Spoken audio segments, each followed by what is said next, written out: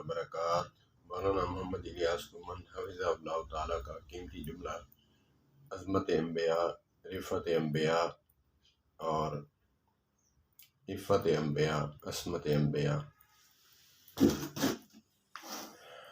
ख़ास कर नबी पाक सल्लल्लाहु अलैहि वसल्लम की बुलंदी और रिफ़त पर बात की उन्होंने कि हदीस पाक है, अल्लाह पाक ने फरमाया कि ऐ मेरे नबी सल्लल्लाहु अलैहि वसल्लम, नमाज ऐसे पढ़ कि जैसा कि तू खुदा को देख रहा है। अगर ये कैफियत तारी नहीं होती तो ऐसे समझ कि खुदा तुझे देखता है।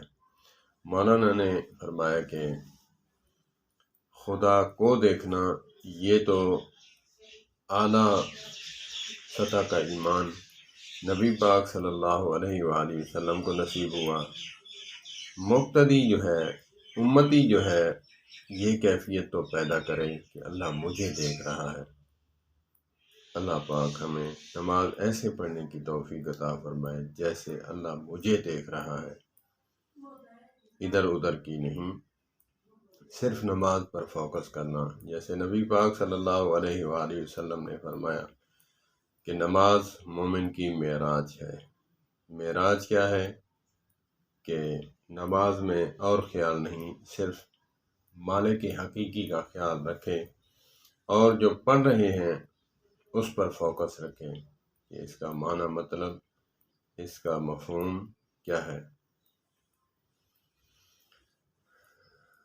जैसे हज़रत अलीउल मुर्तज़ा शेर खुदा कर्रमल्लाहु वजहुल करीम फरमाते हैं कि जब मैं कहता हूँ कि मैं अल्लाह से बातें करूँ तो मैं नमाज़ पढ़ने शुरू कर देता हूँ, तो जब मैं कहता हूँ कि अल्लाह मुझसे बातें करे तो मैं कुरान पाक की तिलावत शुरू कर देता हूँ।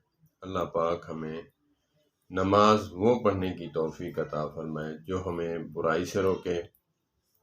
बुराई से तभी नहीं रोकती ना नमाज, इन्ना सलात तनहा अनिल फहशाई वल मुनकर। नमाज, बेशक नमाज बुराइयों से रोकती है।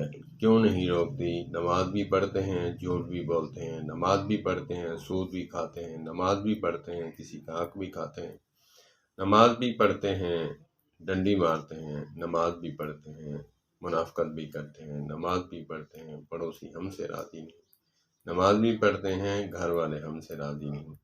तो इसकी वजह यही है कि नमाज हमारी वो नमाज ही नहीं जो हमें पढ़नी चाहिए। अल्लाह पाक हमें नमाज पढ़ने की तौफीक अता फरमाए, ऐसे पढ़ने की तौफीक अता फरमाए जैसे हमें प्यारे नबी हज़रत मोहम्मद करीम सल्लल्लाहु तबारक व तआला अलैहि वसल्लम ने इरशाद फरमाया। अस्सलामु अलैकुम।